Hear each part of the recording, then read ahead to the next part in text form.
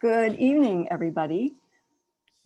My name is Beth Reeves, and I am with Power Interfaith Lancaster County and Lancaster Friends Meeting. On behalf of Power, I want to welcome you all to this briefing and discussion.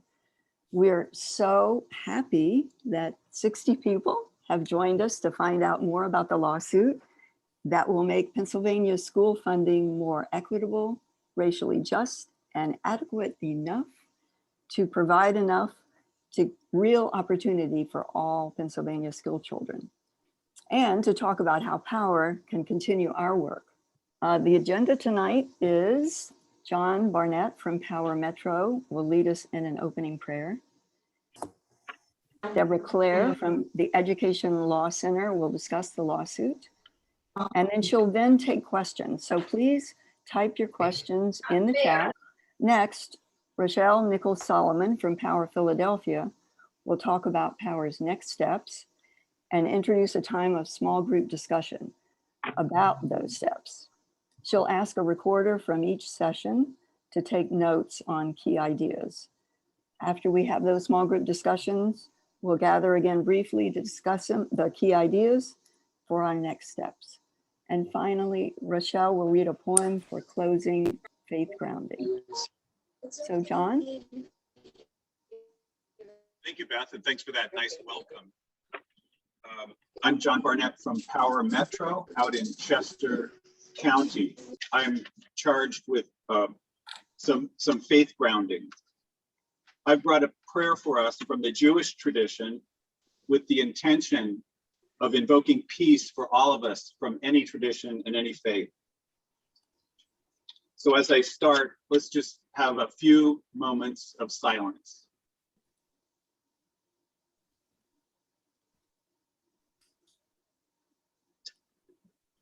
Oseh shalom bimromav, huya aseh shalom, aleinu ve'al kol Yisrael ve'emeru amen. O maker of peace in the heavens, grant peace to us, to all the house of Israel, and to all the world. O Lord, whom our ancestors called maker of peace in the heavens, be with us and bless us in our quest for peace. Help us, O source of peace, to find true peace in our lives and with our neighbors.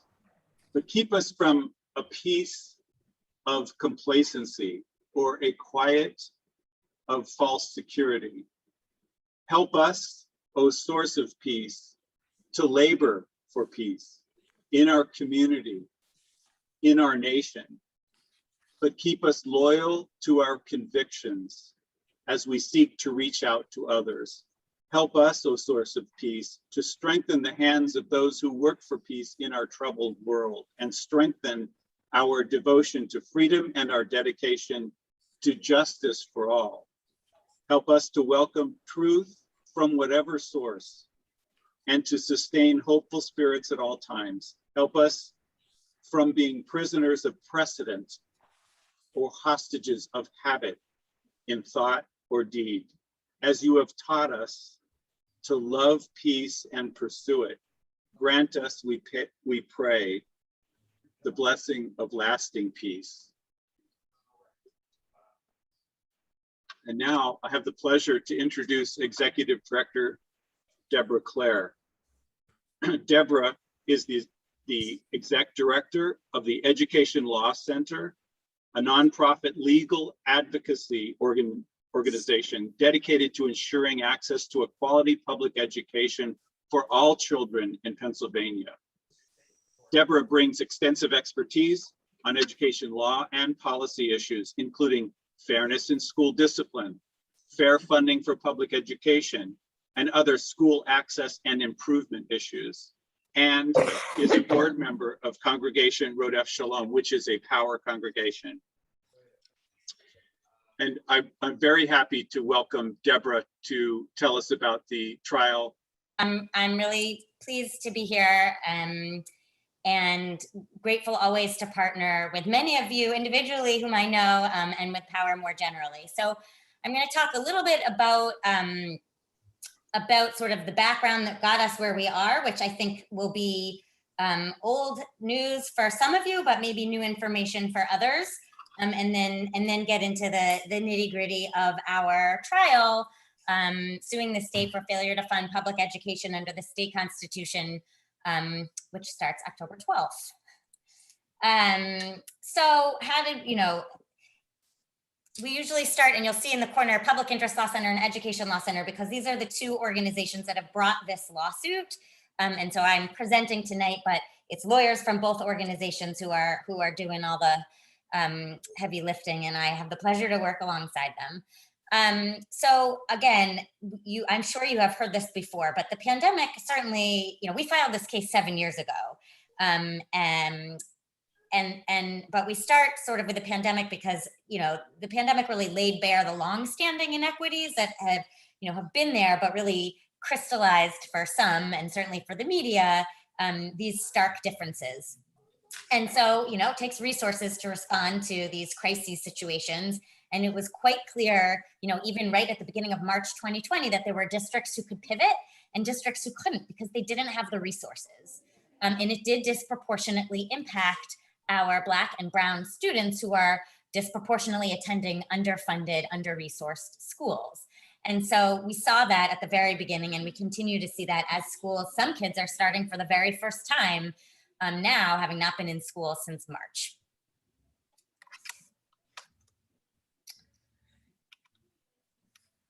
So what's the long-term problem? Again, I'm sure many of you know this, but the long-term problem is that the state of Pennsylvania does not have a goal of fully funding our schools.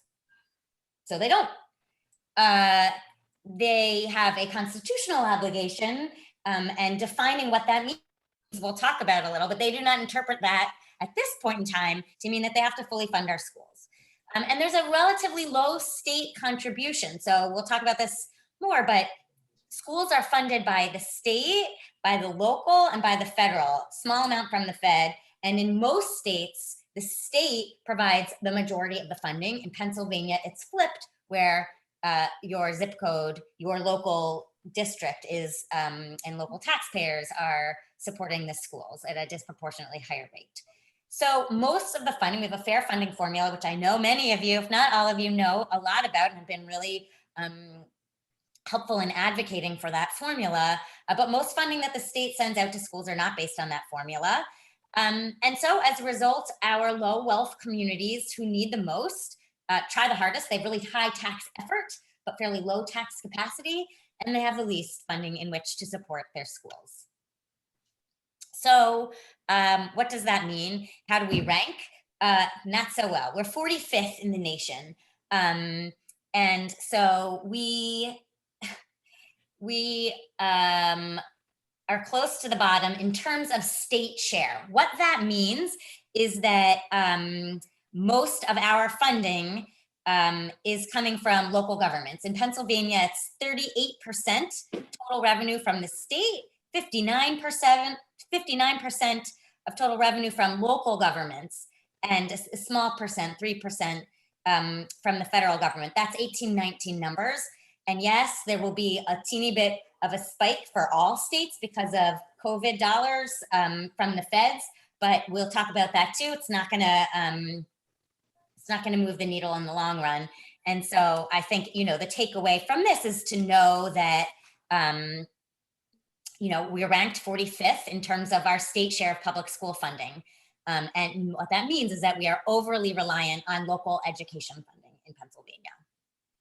And that leads to disparities. So this is just one school district. I know you are from all over tonight, from all over the Commonwealth, but Delaware County, which is outside of Philadelphia, for if you don't know, has districts that are really poor and districts that are quite wealthy. And the point of this slide is to show that a district like Marple Newtown or Radnor Township with a really high tax base, really high property values, tax themselves at a pretty low rate, but it generates a lot of local dollars. A school district like the William Penn Area School District, which is our named petitioner in our fair funding case, taxes themselves at a really high rate, 34.6, so much higher than Marple Newtown or Radnor, but because their property values are low, it doesn't generate very much money locally. In a more progressive state, the state would make up that difference and give quite a bit more to make sure that William Penn School District has what it needs, where it can't do it on its own the way a Marple or Radnor can. So I always just like, I'm just gonna put it all out there for you. The point in comparing these two school districts, so you've got New Hope and Reading, two school districts, one relatively high tax base, one fairly low. And yet again, you see New Hope, wealthy district, taxes themselves pretty low rate, 12.6. But that generates a huge amount of money, $25,000 per child. Think about what that means in a classroom. And so the state gives them, mute that, all right. The state can make up with a, the state provides them with a little bit of money for $4,600, but they have $30,000 per child. You look at Reading, they're taxing themselves at a really high rate, but it doesn't generate much money. It's an incredibly poor district. And the state, well, relatively, it's more dollars than what they're giving to New Hope, but it's certainly not anywhere near getting Reading to what it needs to provide an adequate education to its students. And then you see that total at the bottom, 13,256. So it's a huge difference. And again, multiply that by a classroom, by a district, and we're seeing huge disparities. And so this is both inadequate, okay, Reading doesn't have what it needs, and it's inequitable. Look at that difference.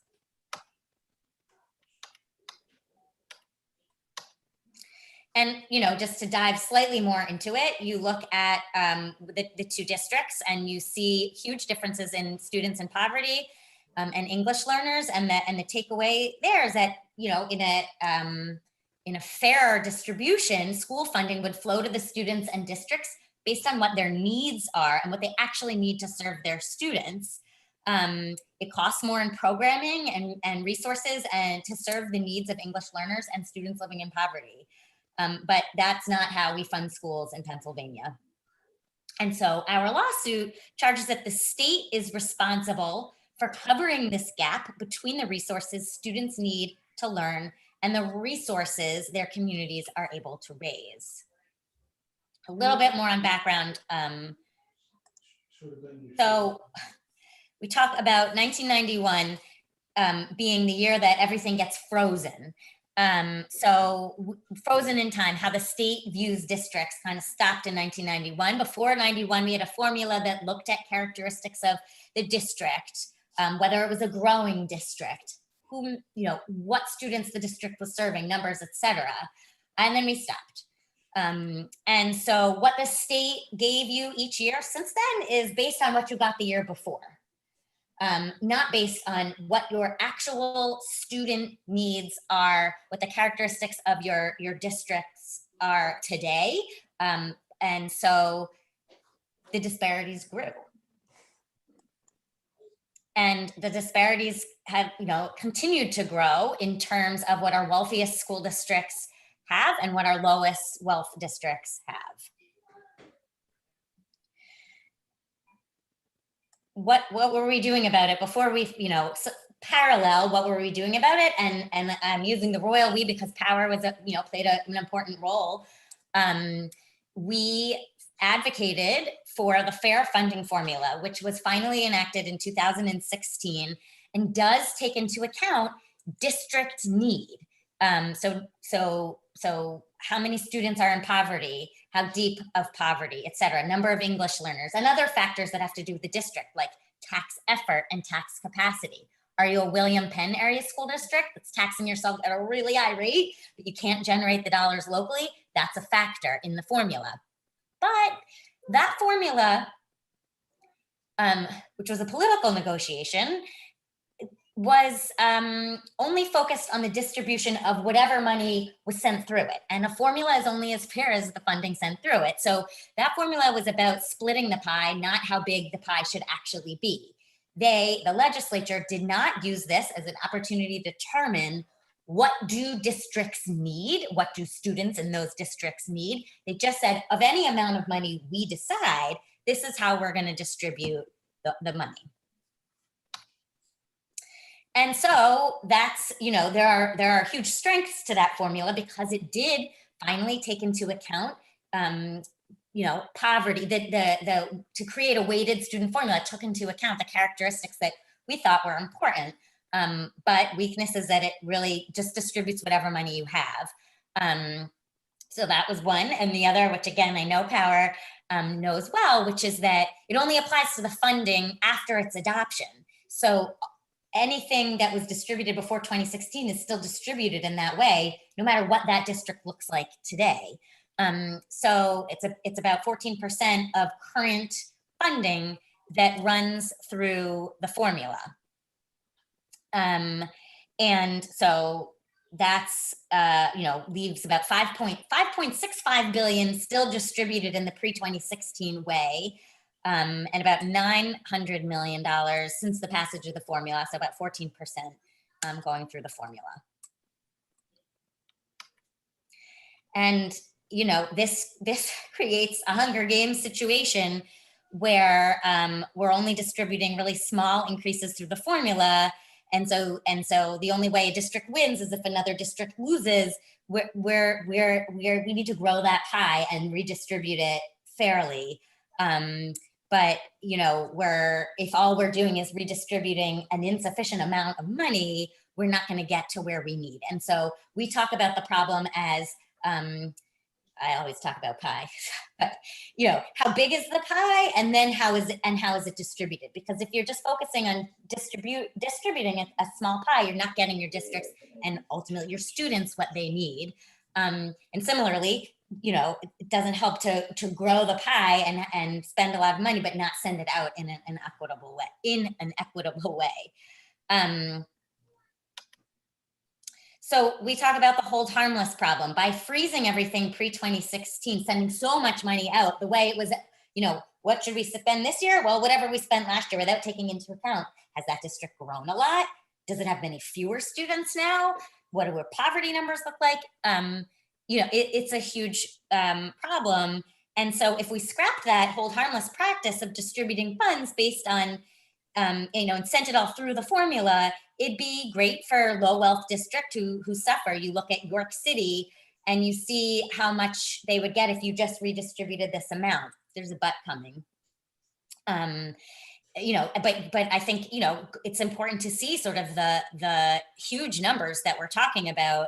And by the way, these are districts whose students' needs aren't being met, and the districts aren't spending what those students need. They don't have the dollars. They don't have access to the dollars. They may be taxing themselves at a really high rate, but they can't generate that money locally, and the state isn't giving them what they need. There's another problem to hold harmless, which is that just redistributing everything, because it's this Hunger Games zero-sum game, if you don't grow the pie, you have districts who may themselves not be at adequacy, not have what they need, losing quite a bit of money, without taking into account where, what the specific needs are in that district and whether they're at adequacy. So rather than saying who is more deserving of a too small pie, it's really about growing that pie and redistributing it in a more equitable way. So, we say there's not one, so you can't just redistribute. And when you grow it, that's when, we need to be redistributing it. And so, if you just redistribute this too small pie, just using William Penn, again, one of our named petitioners in the lawsuit, it would get them $931 more per student, which they need, and that's not enough. They actually need $4,836 per student just to get to adequacy. And so I think it's really about changing the dialogue completely in Harrisburg and getting the legislature to focus on growing that pie and redistributing it in a more equitable way. And it's our belief that they could do this even without a lawsuit, and that perhaps a lawsuit will give them just the incentive they need to actually, finally, adequately and equitably fund our schools. What I used to, when I turned. So why does this matter? Well, I think many of you know this, and that's why you're here. because, you know, even before COVID, you know, and you've been advocating for fair funding because you know that our students don't have what they need. And as a result of underfunding, you know, again, this is pre-COVID, June 2018, this Inquirer article, you see leaks in schools, asbestos in schools, lead paint harming our children, you know, facilities, technology access, counselors, class size, art and music. Students were not getting and still are not getting what they need because the districts don't have the funding they need from the state. So one way we measure also is, you know, looking at test scores. And so this, you know, you can see our Money Matters, and students attending underfunded schools are not college and career ready and don't have access to what they need, and the scores show that. If you don't love standardized test scores and you want to look at other measures, you can look at college attendance. Students in districts with less to spend graduate and attend college at much lower rates than wealthier districts. And opportunity gaps abound. So Pennsylvania has larger gaps in student outcomes by race and economic background than almost any other state. And our funding system is failing our Black and brown students and our poor students. This next slide comes from your own David Mazenkis, who, you know, I think about this slide, keeps me up at night, because what this graph depicts is that each Pennsylvania school district, by its level of poverty and how much state aid it receives. So it shows a couple of things. In Pennsylvania, the amount of state funding a district receives generally tracks with the level of poverty in the district. And that pattern is reflected by this dotted line. The higher the level of poverty in a school district, the more state funding you should be receiving. But it also shows that Pennsylvania has glaring racial disparities in its funding. So the blue dots are districts with the most white students, and the red dots are districts with the most students of color. And for any given level of poverty, you know, percentage economically disadvantaged, you see that a district with more white students is likely to get more state aid than a district with fewer white students. And the red dots are concentrated below the dotted line. So the districts with the most students of color get less money than you would expect based on their level of poverty. So what are we doing about this reality in Pennsylvania and this reality for so many of our students? We're suing the state. And we filed a case in 2014 in Commonwealth Court, and we have two claims, adequacy and equity. And what that translates to in legalese and constitutional speak under the Pennsylvania State Constitution, the first is our education clause. So every state has its own education clause. We call this a thorough and efficient. The General Assembly shall provide for the maintenance and support of a thorough and efficient system of public education to serve the needs of the Commonwealth. And this case is about putting some teeth into what that actually means. What does thorough and efficient mean? And we will be showing and hoping that the judge is convinced by all of the evidence to show that the state is not meeting this standard. And then we also have the equal protection provisions within the Constitution. So again, it's about how big is the pie and how is it distributed. And we are bringing this case again, well, on behalf of school districts across Pennsylvania, so rural, urban, and suburban. This is not just a Philadelphia problem, this is statewide. And we're bringing the case also on behalf of two statewide organizations, the NAACP State Conference and the Pennsylvania Association of Rural and Small Schools. And in addition, on behalf of parents. And so while the Philadelphia School District is not itself a petitioner, a parent from Philadelphia and her students are involved, and that allows us to bring in evidence from the School District of Philadelphia as well. So who are we suing?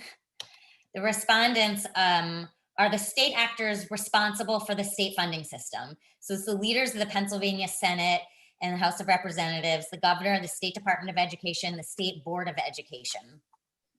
And so while the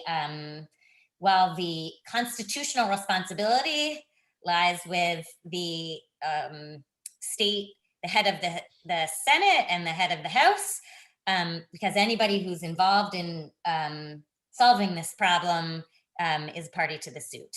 So those are the respondents. What are we doing? We are asking the court to declare the current broken system of school funding unconstitutional and direct the legislature to create a constitutional funding system.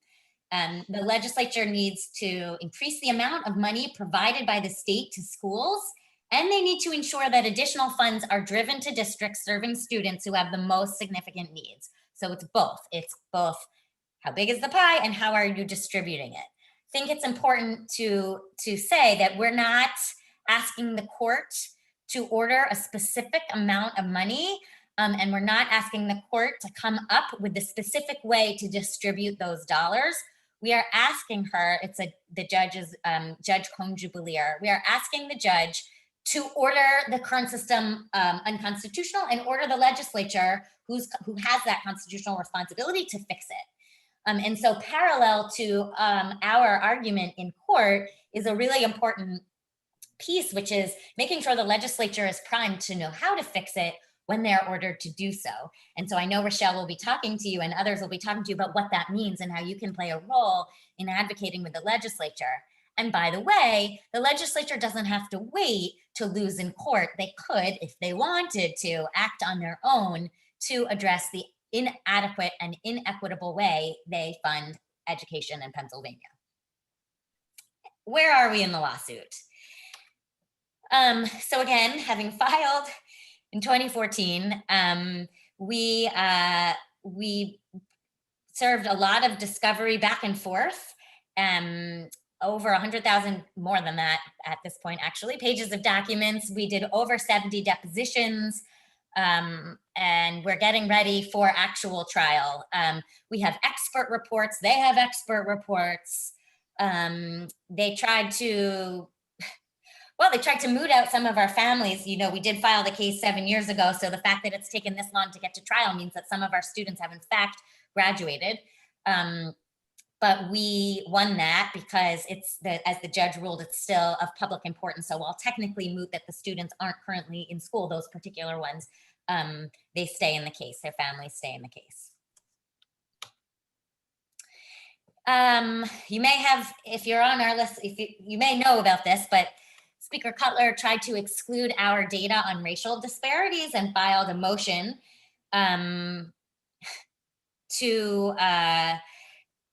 that said, since your claims are under the Constitution, you can't talk about race, essentially, which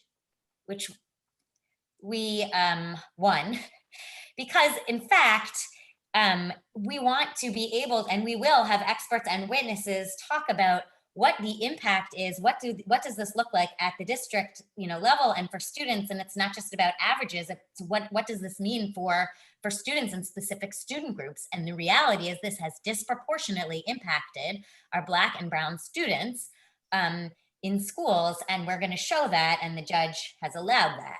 So that was one piece of our summer. And then also, just last week or 2 weeks ago, she granted a motion to update some of the discovery. So we did many of those depositions over a year ago, and updating the discovery, well, it will take us a bit more time, will also allow us to include additional information, for example, relating to COVID over the past year, et cetera. So that's what we've spent our summer on, and now we're gearing up for a trial, which will begin at this point in person in Harrisburg on October 12th. It will also be live streamed. That's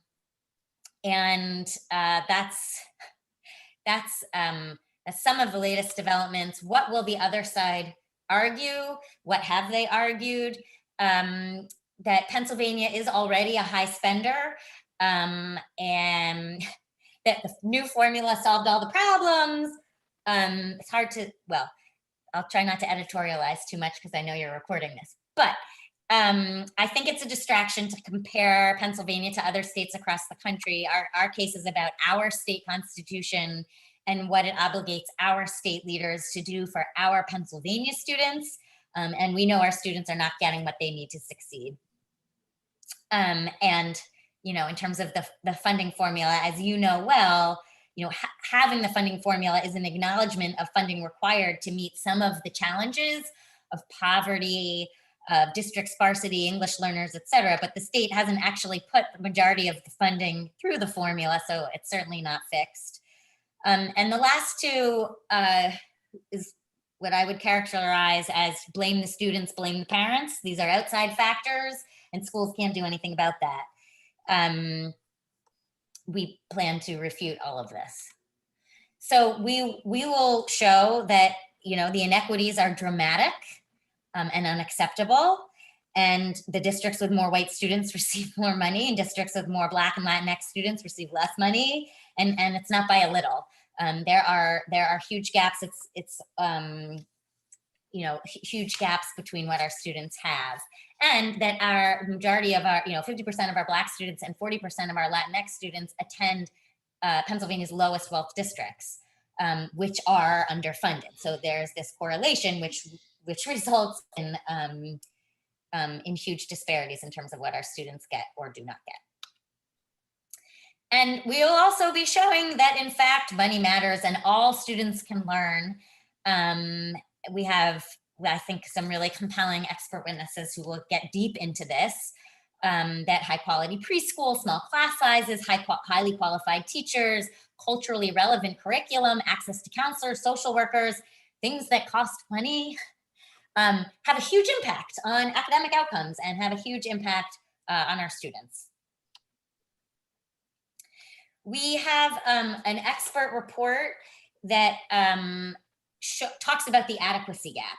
So when the legislature set forth, actually separate from the fair funding formula, the legislature earlier had put into law a formula for calculating the resources that schools need so that their students have a shot at reaching state academic standards. They've never done anything with that, or they haven't done anything with that in a long time.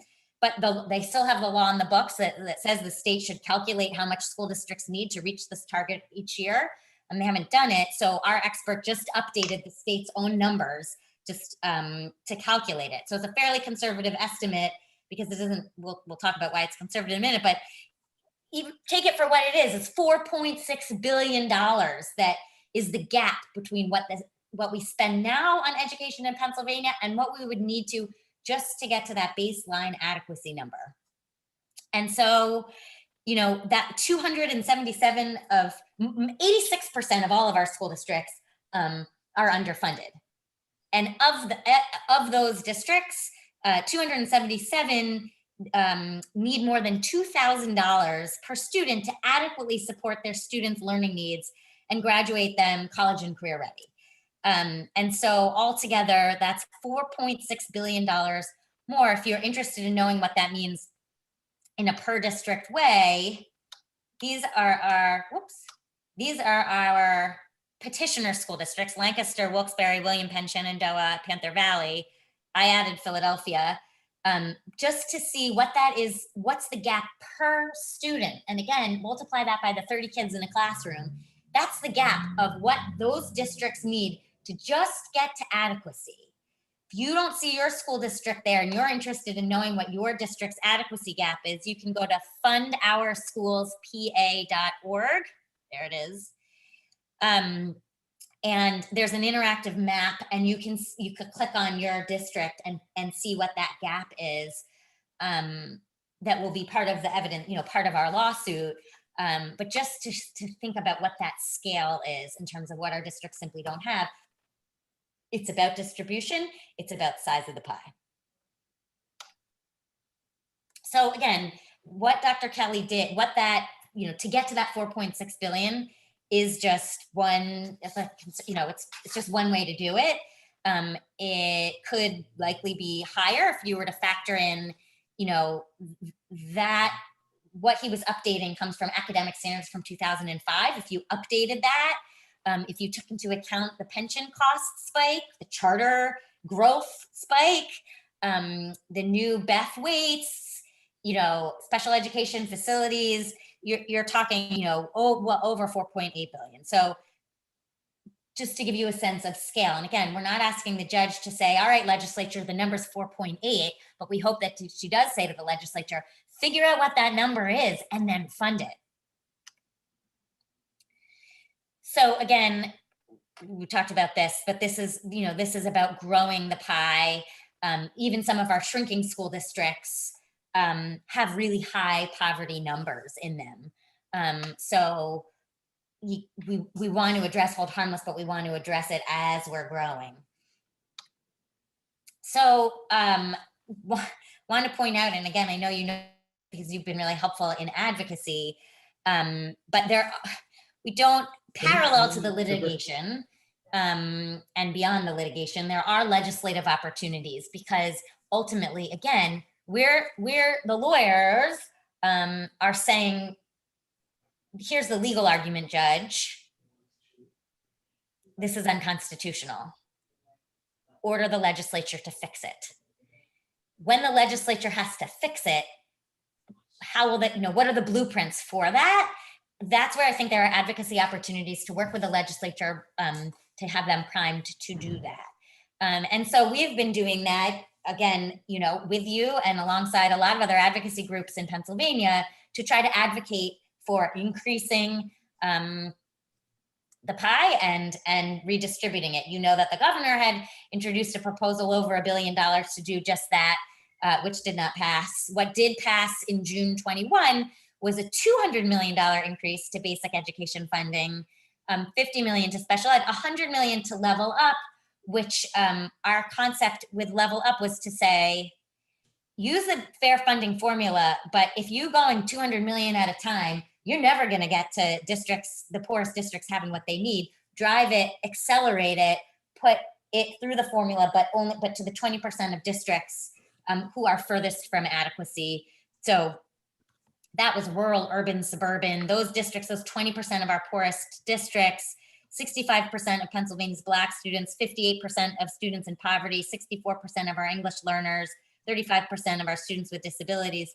If the state were to actually put a lot of money into both basic education funding and level up and special ed, like our school districts would be, you know, the formulas themselves make sense, but formulas are only as good as the dollars sent through them. And so I do think that there are legislative opportunities, again, to be pushing for increasing what the state spends and how it distributes that. And again, just to mention this, because it will come up, and if you go to legislative meetings or you're in these conversations, I think it's important to just know, you'll hear, oh, but the feds gave the districts so much money, and so the districts have what they need, they can't even spend it, blah, blah, blah. Yes, through COVID stimulus and recovery dollars, the feds did allocate significant dollars across the country, thankfully.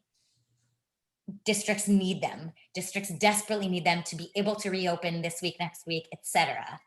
But they are temporary. They are one time, and they were told by Pennsylvania's legislative leaders not to spend it on recurring costs. And so this does not address the long-term problems that we have in Pennsylvania. And so while certainly an important influx of dollars, and to our Title I schools, so it was going through Title I, so the schools with greatest need get those dollars. That's great, it's terrific. And it's temporary, and that's not going to accomplish, you know, systemic improvements that we need. But we're hoping that the lawsuit can.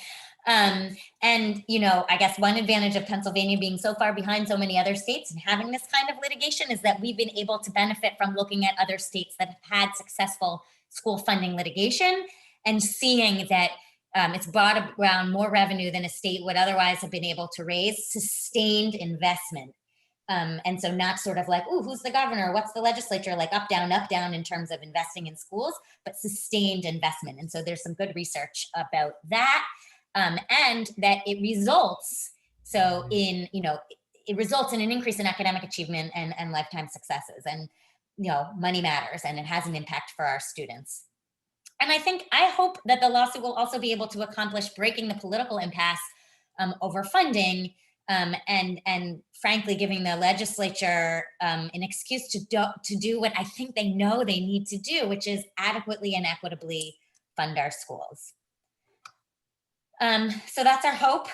And I'm hoping that you'll all be interested in getting involved with Power's efforts and with our efforts to, as the case progresses. So, you know, I'll leave it to Rochelle and other organizers at Power to kind of walk through what those opportunities are. But I will just say, you know, if you can fund our schoolspa.org, which is our joint website with the Education Law Center and the Public Interest Law Center, and you'll be able to follow along the updates. Again, when we have the link from the judge, from the court, we'll be able to share that so you can watch along every day of the fall that the trial goes on for. And hopefully you'll also come to court and watch live some of that time as well. If you have specific stories from your school district, from your students, from your children, your grandchildren, whatever, in terms of how money matters, we're interested. We'd love to know your story and to help share your story in the media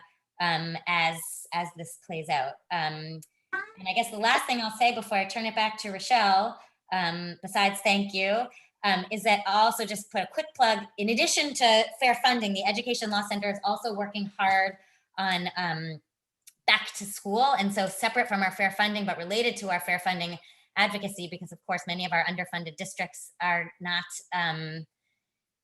providing students with what they need. And so we're about to send out a back to school compendium with a lot of kind of user-friendly, I hope, tools on how to enroll in school, what to do if the school district is requiring certain documentation, how to help English learners, et cetera. And so if you go to our website next week, elc-pa.org, we'll have a lot of, I think, helpful tools for you. If in addition to fair funding, you're also working on sort of very granular pieces of getting students into school this fall. So with that, I say thank you and turn it back, I think, to Rochelle. Hi, everybody. Good evening. I'm Rochelle Nicole Solomon, and I'm a member of Power Philadelphia, and I'm on the local education team as well as the statewide team. Deborah, thank you so much for a very informative, rapid-fire presentation. It's a quote from Frederick Douglass, which is one of my favorite, from 1857, where he says, "Power concedes nothing without demand. It never did, and it never will." What we want to do is ultimately have the strength and the will and the muscle to bring about the change in a state that has one of the most inequitable school funding systems in the nation. So here we are. So as many of you know, Power has been organizing to ensure that the state's basic education budget is distributed through the fair funding formula. And Deborah talked about that a number of times. Through our work, we really seek to achieve three things: the elimination of all racial disparity in the funding of school districts in Pennsylvania, adequacy of funding for all Pennsylvania school districts. Deborah talked about the pie. We agree that pie needs to be much bigger. And also to achieve excellence in education opportunity for all Pennsylvania's children. With this in mind, Power fully, wholeheartedly supports the plaintiffs in the Pennsylvania school funding lawsuit. As you've heard, the trial for this is going to begin on October the 12th. We really look forward to working with all of you, being part of our base building, being part of our acting, both having a presence in Harrisburg and in your local communities, and being part of this work. So the faith grounding that I'm going to end with is a poem by Lucille Clifton, and it's called Blessing the Boats. It's Blessing the Boats by Lucille Clifton at St. Mary's, parenthesis. May the tide that is entering even now, the lip of our understanding, carry you out beyond the face of fear. May you kiss the wind, then turn from it, certain that it will love your back. May you open your eyes to water, water waving forever. And may you, in your innocence sail through this to that. Thank you.